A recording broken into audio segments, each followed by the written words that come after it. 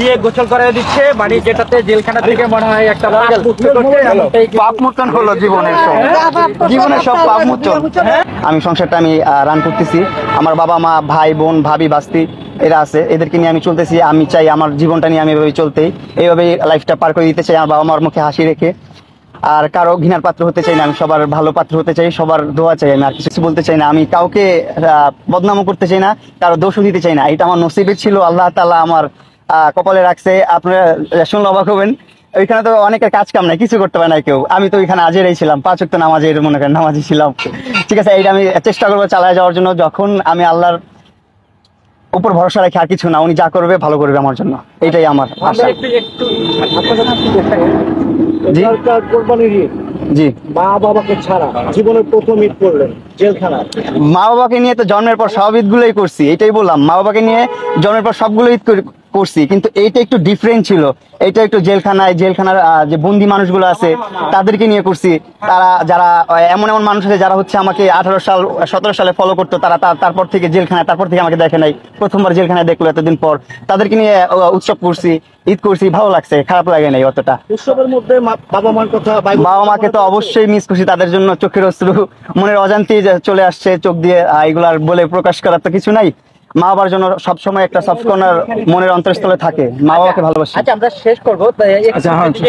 বলি যে আমি আজকে কিন্তু চমৎকার একটা হাসি দেখতে পাচ্ছি, মানে আপনার দুই পাশে দুইজন মানুষ আছে, কিন্তু গত 20 দিন ধরে কিন্তু এই জিনিসটা দেখিনি। আন্টি আজকে মনে হয় ভোর 5টা থেকে এখানে এসে উপস্থিত। আন্টি, এই যে সন্তানকে দুধ নিয়ে আসছেন গোসল করার জন্য, আসলে কি কেন একটু যদি সময় তো ছিল না,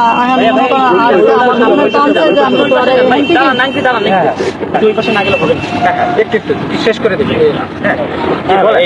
কোনো সময় তো মনে করে এই সমস্ত জেল হাজত আসে নাই, কারণ আমার মনে টানছে যে আমি এখান থেকেই ওরে গোসল করে বাসায় নিব। এই কারণে আমি গাড়িটা দাঁড়া করাইছি, আর তোমাকে দাঁড়া করাইছি। আমি এই জায়গাতে গোসল করাই নিয়ে যাবো, আমার ভিতরে ঘুরে যাওয়ার কোনো বিপদ আল্লাহ যে না দোয়া করবেন আপনারা, গোসল করে মানে সামনে যেন আর বিপদ না আসে। আল্লাহ যে বিপদে মুক্তি করে, আল্লাহ যে ওরে ভালো রাখে। জানি না এটা আপনারা কিভাবে দেখবেন, আমি জানি না। তারপরে আপনারা একটা পবিত্র জিনিস, অনেকে অনেক কথা বলেন, সোনার উপর পানিও ভালো। পানিটা কি যাই হোক, এটা আপনারা আবার নেগেটিভ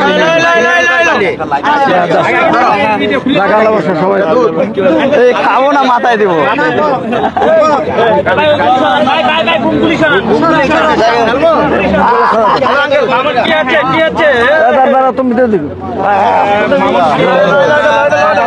দিয়ে গোসল করে দিচ্ছে, মানে যেটাতে জেলখানা থেকে মনে হয় একটা পাপ মোচন হলো জীবনের সব পাপ মোচন।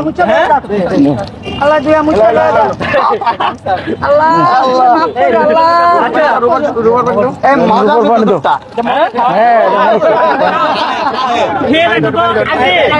এখন দেখতেছি আবার পানি দিচ্ছে, এটা কোন কিসের পানি? আপনারা যাকে এতদিন প্রিন্স মামুন যাকে দেখতেন, তাকে কিন্তু আজকে নতুন আর প্রিন্স মামুনের জন্ম হলো মনে হচ্ছে, নাকি?